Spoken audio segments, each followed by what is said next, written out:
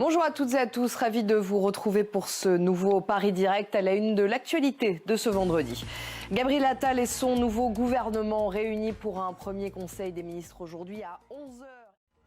Et après le journal, nous prendrons la direction de la Cisjordanie où depuis le 7 octobre, Israël a intensifié ses raids, notamment dans les camps de réfugiés. L'État hébreu affirme que ses soldats se défendent contre les militants palestiniens.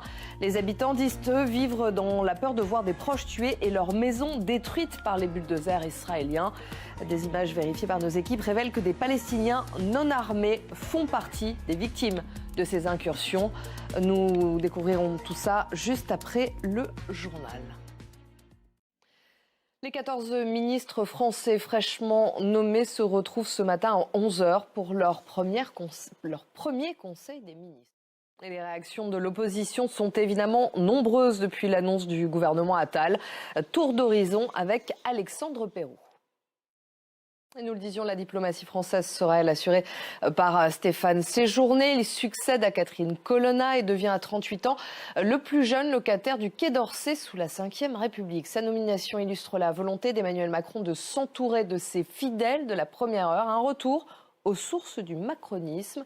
Les dossiers qui l'attendent sont conséquents. La guerre entre Israël et le Hamas, la guerre en Ukraine, la politique française en Afrique, mais aussi l'Europe et les élections du mois de juin. Son portrait est signé Ethan Hadji. Les États-Unis et le Royaume-Uni ont mené des frappes sur des cibles militaires des rebelles houthis au Yémen. Une action défensive, annonce Washington. Merci Mathieu, vous étiez en direct de Washington. La Cour internationale de justice continue d'examiner la requête déposée par l'Afrique du Sud. Le pays accuse Israël de mener un génocide contre les Palestiniens de la bande de Gaza.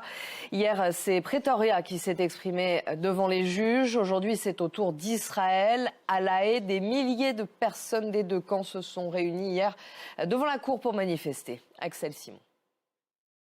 Les Taïwanais se rendront demain aux urnes pour élire notamment leur nouveau président.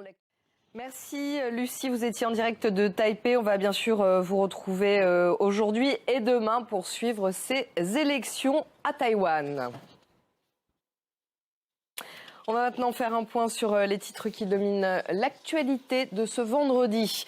Gabriel Attal et son nouveau gouvernement réunis pour un premier conseil des ministres aujourd'hui à 11h.